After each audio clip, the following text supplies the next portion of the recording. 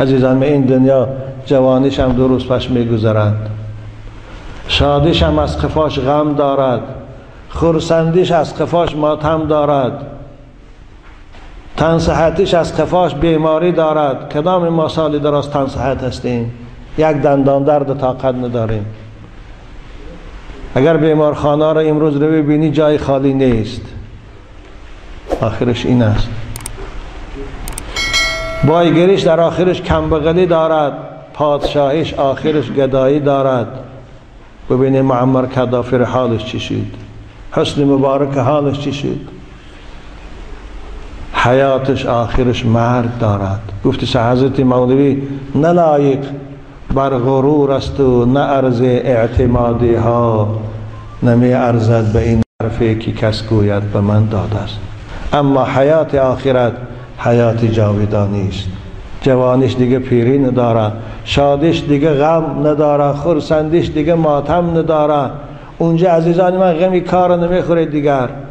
آنجا دیگه غمی پیدایشی رزق و روزی رو نمیخورید. اونجا ترسی بیماری ندارید. شاید من اینجا ثروت دارید، همه شرایط دارید، اما خدا مبتلا به کسلی قند کرده است، ساخرن دیابت میگه امروز، یا فشار کرده است، یا دیگر کسلی نمیتونی از نعمتهای با لذت خدای استفاده بری. اندک زایدتر از معدتان خوره باز ناراحت میشه، باز بیمار میشه. اما بهشت دیگر خوف بیماری نیست، در بهشت دیگه خوف مرگ نیست، همیشه شادی است و همیشه راحت. عاقل باید هم دنیاش آباد کند هم آخرتش به دست بیارد. من نمیگم شما به خاطر آخرت شده فقط مسجد رو گریه کردشینه، نه، کارم کنه، از نعمتهای خدا دادگی استفاده بره، حلالاش بندگی خدا رم کنه. عاقل آدم هم دنیاش آباد میکنه هم آخرتش آباد میکنه. میدانی که دنیا ده 40 سال و 50 سال و 70 سال عمر داره، همون اندازه کار میکنه. میدانی که آخرت ده حیاتش همیشگی و جاودانی است، برای وی زاهدتر کار میکنه.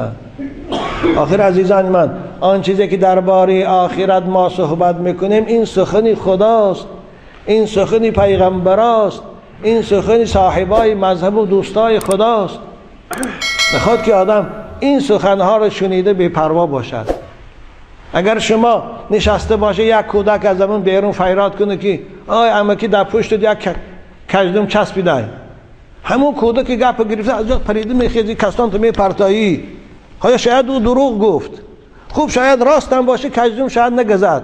اوی خدر میترسی. چون خدا در قرآن این خدر از دوزخ ما و شما رو میترساند، نمیترسه. چون پیغمبر این خدر ما را از بهشت بشارت میده، پروا نداریم. سببش این است که غفلت دلهای ما را فرا گرفته است. زنگی گناه و معصیت دلهای ما را تاریک کرده است. بنابراین کوشش کنه دلهاتان نورانی کنه. با چی؟ با ذکر خدا. بعد از نماز شینه 10 بار سبحان الله گویه، 10 بار الحمدلله گویه، 10 بار الله اکبر گویه، یک بار دیگه لا اله الا الله. خیلی ثواب میگیره. فرصت داشته باشه 33 باری گویه.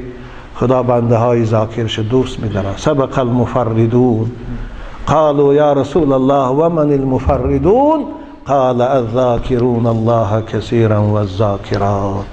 خدا گفت کسانی که یاد من بسیار میکنن، خواه مرد خواه زن، به مقام عالی هم در این دنیا هم در آخرت رسیدن. و آخر دعوانا ان الحمد لله رب العالمین. خداوند همیشه ما رو بار دیگر بگم توفیق بندگی تان نگه دارد. خداوند او قصر زیبای عبادتی که در این ماه رمضان کردید او را همیشه زینت دادنش و زیبا کردنش براتان نصیب کند. پروردگار رزقاتان فراخ کند، سلامتیاتان بر دوام نگه دارد.